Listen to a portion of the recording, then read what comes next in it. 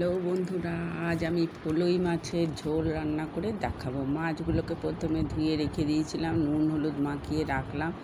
এইবারে আমি কড়াতে তেল গরম করে একে একে মাছগুলোকে আমি ভেজে নিলাম। মাছগুলো সব যখন ভাজা হয়ে গেল তখন আমি একটা পাত্রের মধ্যে মাছগুলোকে সব তুলে রেখে দিলাম। এরপর কড়ার মধ্যে তেল ছিল, তেলের মধ্যে সামান্য কালো জিরে দিয়ে দিলাম। দিয়ে আমি এর মধ্যে দিয়ে দিব কাঁচা লঙ্কা, আর আগে থেকে কেটে রেখেছিলাম পটল আর আলু, সেগুলো দিয়ে দিলাম তেলের মধ্যে। ভালো করে নেড়ে চেড়ে ভেজে নিলাম। ভাজা ভাজা হয়ে এলো। একদিকে আমি পেঁয়াজ কুচিয়ে রেখে দিয়েছিলাম, সেই কুচানো পেঁয়াজগুলো তেলের মধ্যে দিয়ে দিলাম। ভালো করে নাড়িয়ে চাড়িয়ে নিলাম।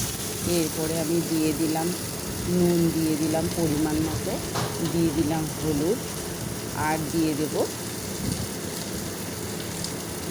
জিরে গুঁড়ো।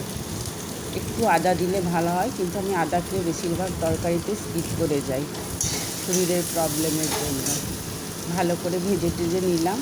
দিয়ে একটু সামান্য জল দিয়ে আরেকটু ভালো করে কষিয়ে নিলাম। দেখুন ভালো করে কষা কষা হয়ে এসছে। এরপরে আমি জল দিয়ে দিলাম। জল দিয়ে ভেজে রাখা মাছগুলোকে আমি ছেড়ে দিলাম। দিয়ে এইবার আমি একটা ঢাকনা দিয়ে দিলাম। ঢাকনা দিয়ে কিছুক্ষণ ফুটতে দিয়ে দিব। ঢাকনা তুলে দেখুন আমার ঝোল পুরো ফুটছে। ফলই মাছের ঝোল একদম